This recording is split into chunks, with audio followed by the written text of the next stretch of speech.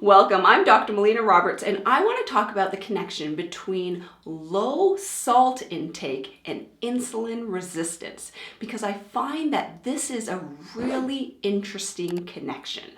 Now, if we have chronically low salt intake, which often will happen with people who have a low salt diet or have been told to restrict their salt intake, what happens is that this can actually lead to an insulin resistance picture.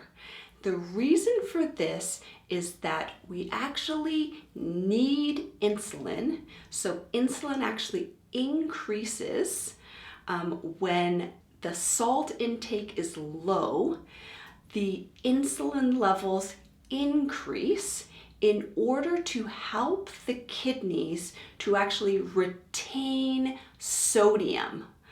And when the insulin levels are high, this can actually contribute to an insulin resistance picture.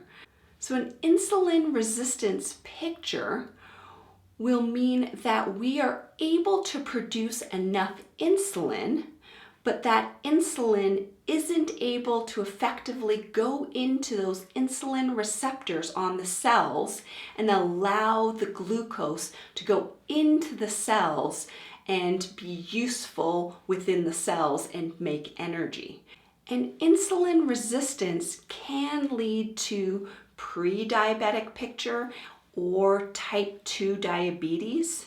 So what we now know in terms of insulin resistance is that if we increase salt in the diet, and so we're not in that chronically depleted salt state, when we increase salt in the diet, it actually increases insulin sensitivity in the body.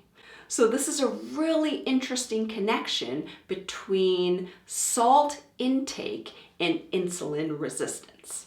All right, so thank you so much for watching. I encourage you to share this with your friends and family, to press the like button, to subscribe to this station, to make a comment below, and until next time, continue to learn, grow, and build health.